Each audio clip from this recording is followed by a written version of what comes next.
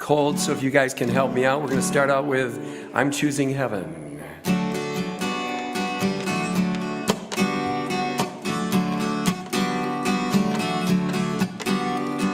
I'm choosing heaven today.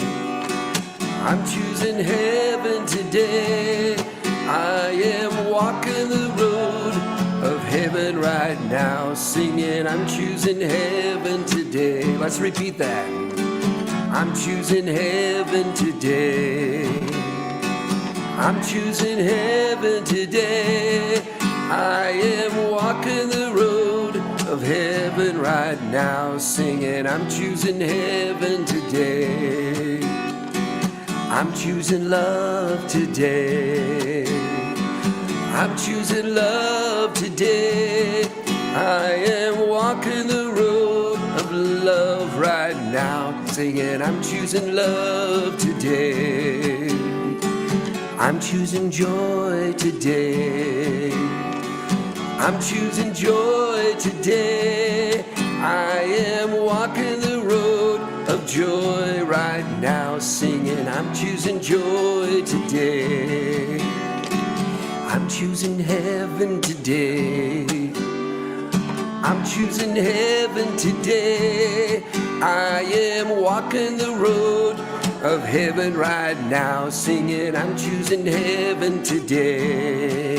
Singing I'm choosing heaven today. One more time. I'm choosing heaven today. All right. She's sick, I'll tell you later.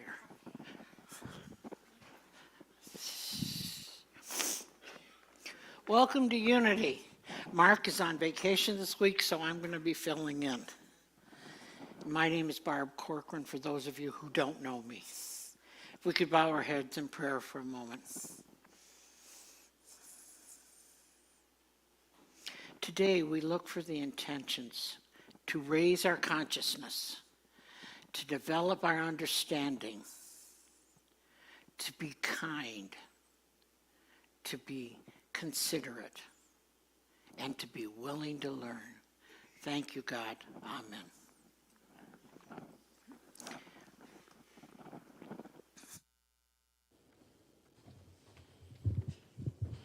Good morning, everybody. Thank you, Barb. I'm Diana Kaza. I'm the host today, and welcome to everyone online as well. Thank you, Brian, for a lovely song to get us kicked off. Unity on the Lakeshore is a non-denominational spiritual community anchored in loving acceptance. If you're here for the first time, please know that wherever you are, or whoever you are in your spiritual journey, you are welcome here. And at this time, I'd like to ask John to come up and light the Christ candle, please. And everyone, if you would help join in, we light the Christ candle, remembering the Christ within us all. Our mission statement, if you'll please join me, we embrace all people and honor all paths to God. We create a sacred space to raise the awareness and the consciousness of the one Spirit in us all. We anchor ourselves in affirmative prayer, forgiveness, generous sharing, and loving community in the service in our spiritual awakening. And of course, our affirmation of faith. There is only one presence and power as me, as the universe, the God, the good, omnipotent. So we all get to stand and sing another song with Brian. Let's do that.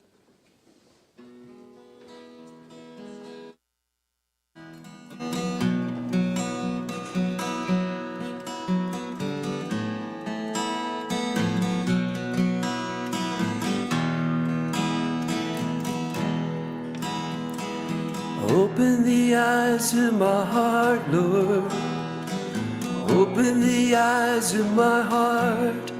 I want to see you.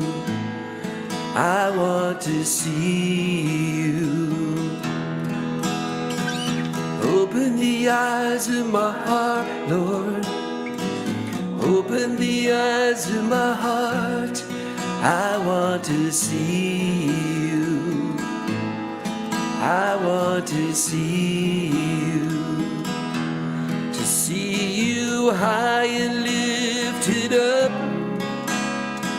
shining in the light of your glory. Pour out your power and love as we sing, holy, holy, holy. Open the eyes of my heart, Lord. Open the eyes of my heart. I want to see you. I want to see you. To see you high and lifted up, shining in the light of your glory. Pour out your power and love as we sing, holy, holy, holy. Holy, holy, holy. Holy, holy, holy. Holy, holy, holy. I want to see you. Holy, holy, holy. Holy, holy, holy. Holy, holy, holy. I want to see you. Holy, holy, holy. Holy, holy, holy. Holy, holy, holy. I want to see you.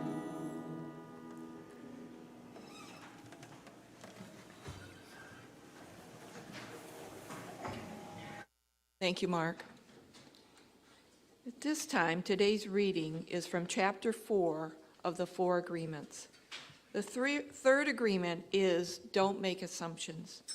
We have a tendency to make assumptions about everything.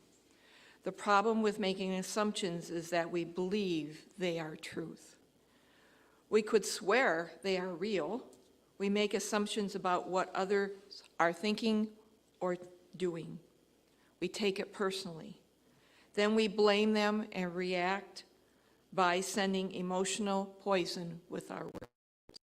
That is why whenever we make assumptions, we understand we take it personally and we end up creating a whole big drama for nothing.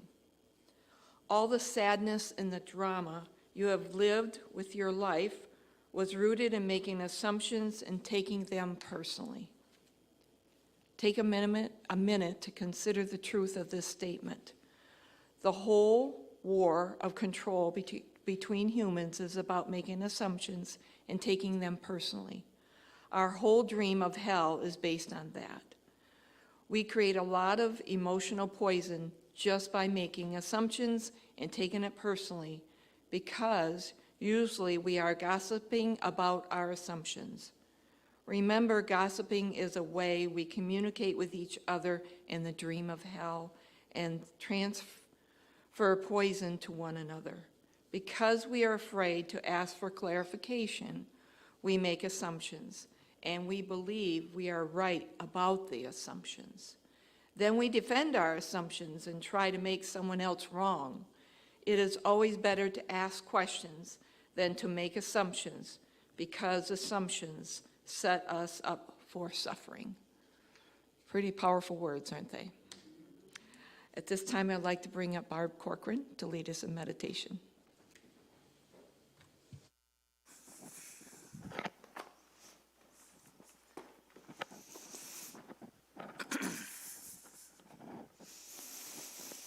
Okay, if we all can relax our bodies from head to toe, take a deep breath and release it. Another breath and release it. As our bodies begin to calm down and relax, push those thoughts away, those thoughts that are just everyday thoughts. As they come into your mind, release them. Begin to bring yourself to that happy place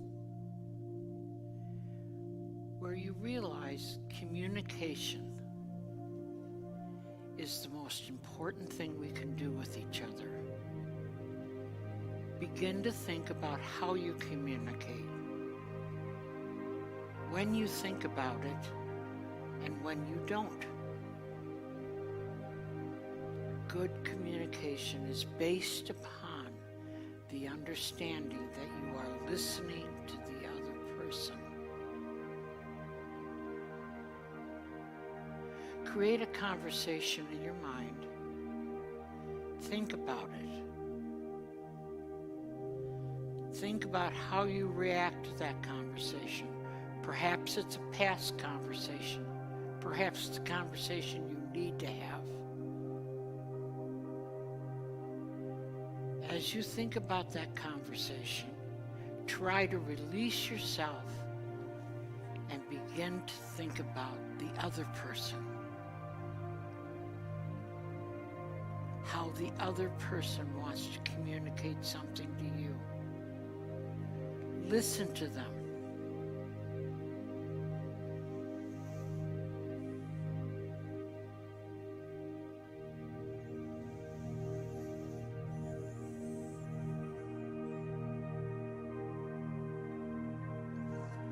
As you begin to use this technique,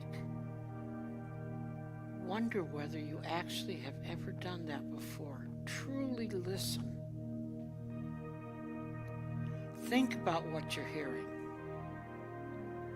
Think about how it's not what you expected.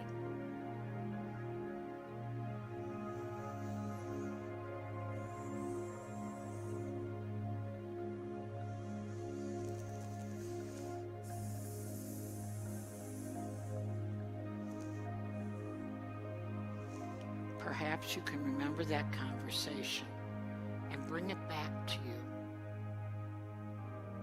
As we return to this room with the knowledge that we know what to do, we know how to do it, and we will use those skills throughout the week. Amen.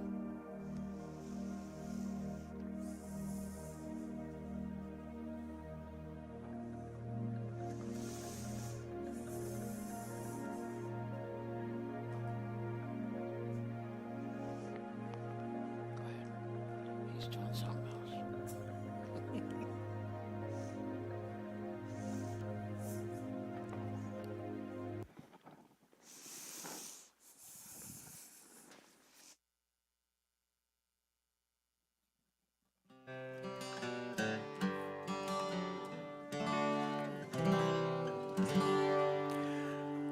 When I find myself in times of trouble, Mother Mary comes to me, speaking words of wisdom, let it be.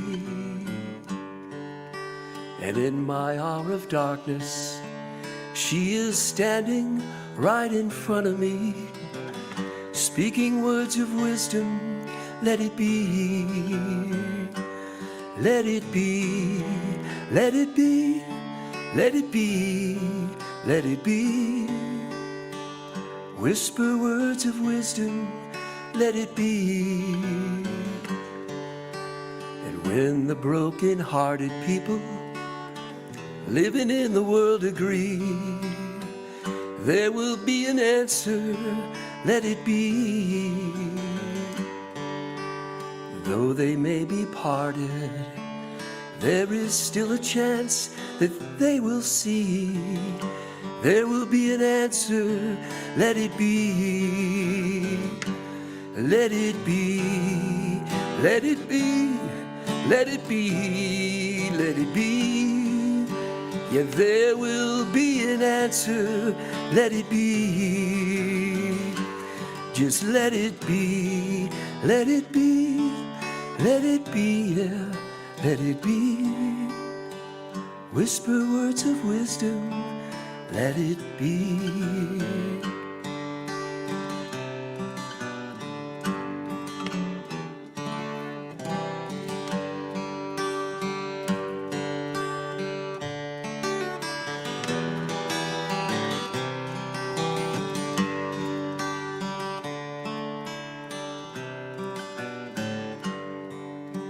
And when the night is cloudy, there is still a light that shines on me. Shine until tomorrow, let it be. I wake up to the sound of music. Mother Mary comes to me, speaking words of wisdom, let it be. Let it be, let it be, let it be, yeah, let it be. Whisper words of wisdom, let it be. Let it be, let it be, let it be, let it be. Whisper words of wisdom, let it be.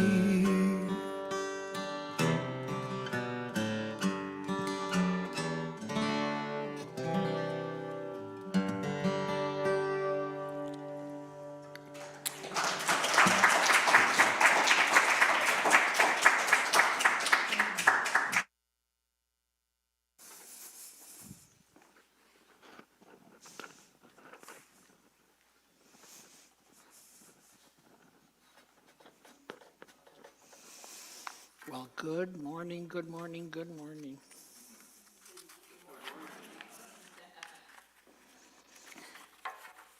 Before we get started on the third agreement, which is today's agreement, let's do a little bit of, I'm trying to separate this piece of paper, it's not working. Let's do a little bit of background.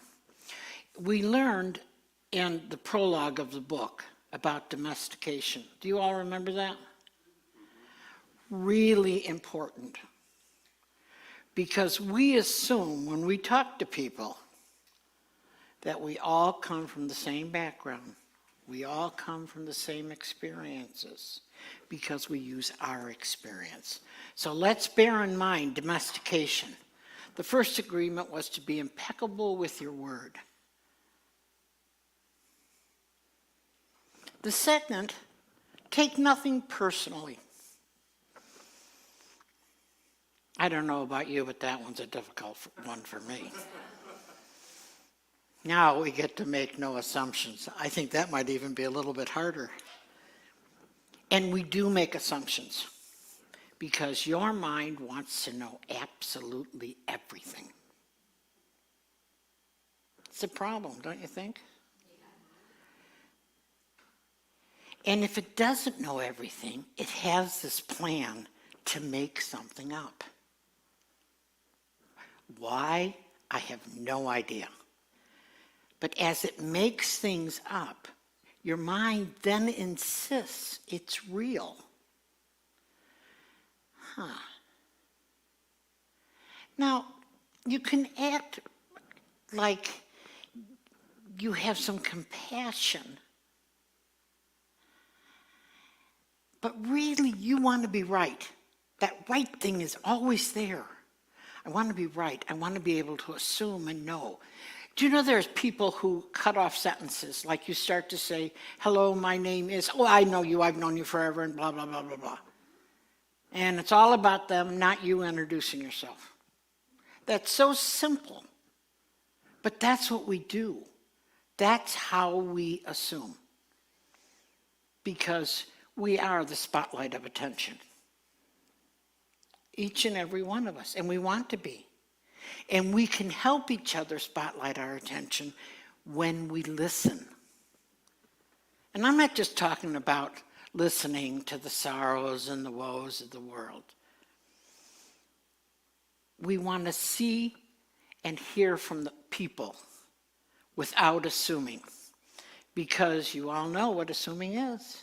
It makes an ass out of you and me. Wouldn't it be great if the mind would assume positively? But really it doesn't. It has a negative connotation. It's a one-upmanship, no matter how you look at it. So it's very, very important that we don't assume what we don't know. I want to share a story with you about a little boy named Teddy. And Teddy was in Mrs. Thompson's 5th grade class. Teddy sat in the first corner seat. He was ruffled, disruffled, dirty, probably needed a bath. His hair looked like it hadn't been combed in a while. And of course, as Mrs. Thompson was looking out into her first day of her 5th graders, she thought, oh, wow, now we got a problem, assumption 1. Now we have a big problem, what this child needs help. So, as the class begins, Mrs. Thompson every year reads all of the students' charts from the year before and the year before that, and where they are and where they sit and how they study. And she put off Teddy's till the end because she really felt, this Teddy thing is probably going to be a major problem. But when she read the file, she was quite surprised to find out that Teddy was first in his class in kindergarten, in 1st grade, and even the first half of 2nd grade. But in the second half of 2nd grade, something happened. Teddy's mother died. And at first, his grade slipped a little in 2nd grade. But by 3rd grade, he was practically a lost cause. And then there's 4th grade. And people were making fun of him. He didn't do things like other kids. He seemed relatively lost. And in 5th grade, it was apparent that this had set in and changed his life. So Mrs. Thompson decided to try to help Teddy, to see what she could do, to be especially kind, to be especially nice. Well, at Christmas, and all the kids bring gifts, and their mommies all help them pick them out. So they are nice gifts. And, the nicest gets the best. Well, Teddy's was half a jar of perfume and a bracelet that had some rhinestones missing. And when Mrs. Thompson opened it up, the kids all laughed and joked, what silly gifts for someone to give somebody. A dirty old bottle of perfume and a rhinestone bracelet that didn't have all the jewels in it. But Mrs. Thompson didn't let that deter it. She said, this is the best gift I got all year. The very best gift. Well, Teddy graduated from 5th grade in good standing. In 6th grade, he did much better. And by high school, he contacted Mrs. Thompson when he was graduating and said, I was wondering if you would come to my graduation. I think that you helped me graduate. You helped me understand that there was something I could do. And so Mrs. Thompson went with her perfume on and with her little bracelet. And Teddy graduated valedictorian. And when he went to hug Mrs. Thompson, he said, you smell so much like my mom. So then, for a while, they didn't hear from each other, and Teddy graduated from college and sent Mrs. Thompson a note. And Mrs. Thompson gladly went with her perfume and her bracelet. And once again, Teddy graduated valedictorian. When Teddy got married, he invited Mrs. Thompson to come sit as his mother and be his special guest. because she had done for him what the other teachers couldn't do. She listened and she didn't assume. She assumed nothing. Tommy became a doctor. Teddy, his name is Teddy. Teddy became a doctor. And he invited Mrs. Thompson again, and she came, and the story was the same. Now, this might be an unusual, story that you would have a Teddy in your life. But there are lots of Teddys out there. Lots. And they may not be able to achieve all that which you think Mrs. Thompson achieved. But you never know. You just don't know. We need to realize that the domestication is so different in each and every one of us. Have you ever had a conversation with a friend where you say, I don't think you understood me? Or why in the world could they feel that way? Because you felt so completely different. It's because someone in the conversation assumed something. Because everything is workable if you knew. If we all had our little files that we carried with us and could share with each other. Here was my life. Here's what I have. Our assumptions often prove false beliefs. We only see what we want to see. We only hear what we want to hear. When you assume you're not loving, then no matter what someone says or does, you twist it and you turn it and you make them wrong. So your assumption might be right. That's what you're thinking. If you twist it, if you turn it, your assumption will be right. And if you're right, then it's a good thing. But that's not true. If you make assumptions in relationships, you're asking for trouble. And we all do it. There isn't one of us sitting out there or on the tube that doesn't make an assumption. Of course we make assumptions. It's the way our brain works. And we need to retrain our brain. There are some assumptions, though, that I think we can make that are good. Byron Katie tells us in her work, is it true? Is it absolutely true? How do you feel when that thought has you? How would you feel if you were free of that thought? Turn it around. Try it from the other direction. We need to seriously stop this insanity. Question your thoughts. Do the work. I think there are 3 assumptions we can live by. The first assumption is, I assume I am created in the image and likeness of God. I believe that to be true. You all want to help me say that? I assume I am created in the image and likeness of God. The second one. I assume I am a powerful creator. I have within me all the forces of the universe. Try that, all of us? I assume I am a powerful creator. I have within me all the forces of the universe. And finally, I assume I am love. I assume I am love. If we only make those 3 assumptions,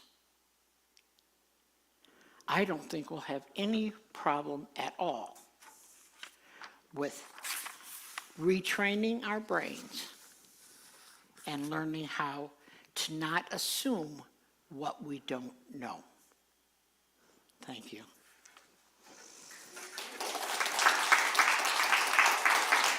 Now is the time that we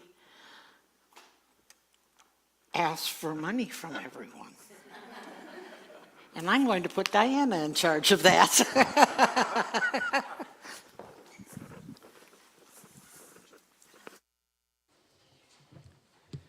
Thank you, Barb, for that message. And yes, at this time, we do ask for your offerings to help support our spiritual community.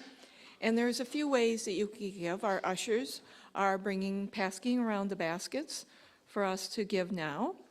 And then the other option, if you choose to do it electronically, is through text. And the number that you would text your giving to is 616-236-5205. It's 616-236-5205. And if it's your first time of giving through text, it will prompt you with directions on how to get that set up. And then after that, you just simply text a dollar amount and hit send. You can also give through the online platform. You'll see it in the chat, and it's also on our website. It gives you the ability to donate electronically as well. And then, of course, we can always send a check in the mail to P.O. Box 848, Douglas, Michigan 49406. And at this time, we are going to sing another song. Let's welcome Brian back up.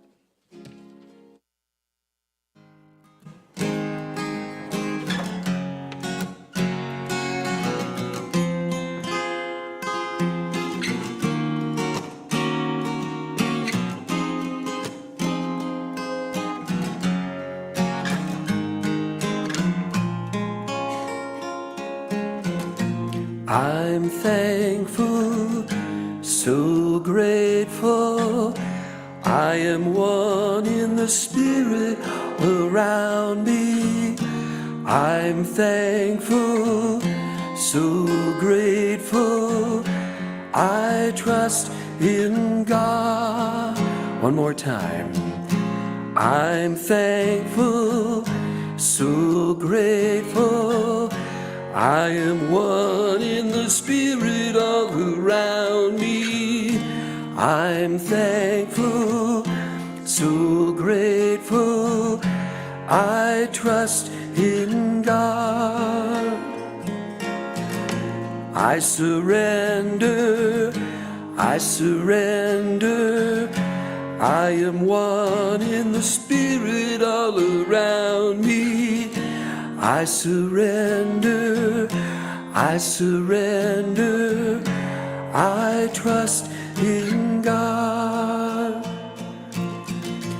I'm thankful, so grateful. I am one in the spirit all around me. I'm thankful, so grateful. I trust in God. I trust in God.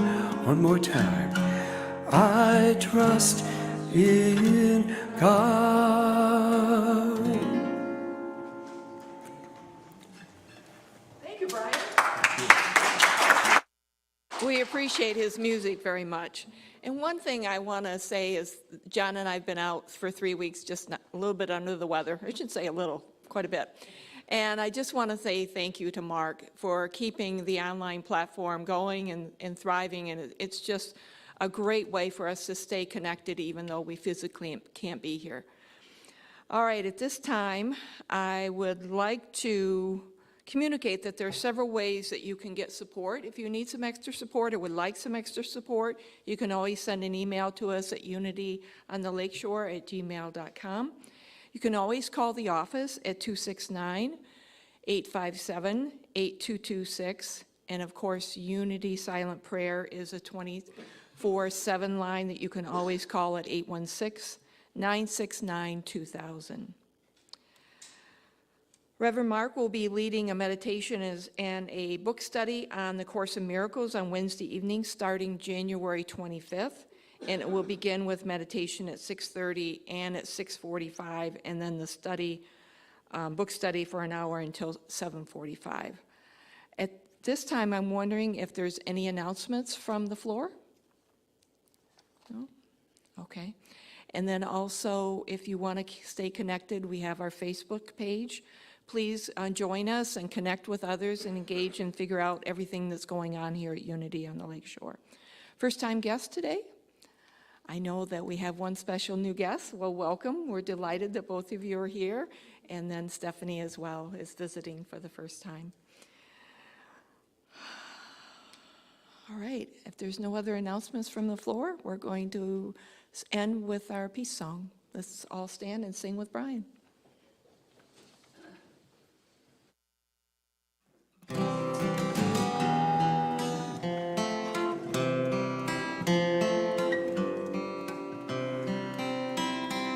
Let there be peace on earth, and let it begin with me. Let there be peace on earth, the peace that was meant to be, with God as creator, family all are we. Let us walk with each other in perfect harmony. Let peace begin with me. Let this be a moment now. With every step I take, this be my joyous vow. To take each moment and live each moment in peace eternally. Let there be peace on earth, and let it be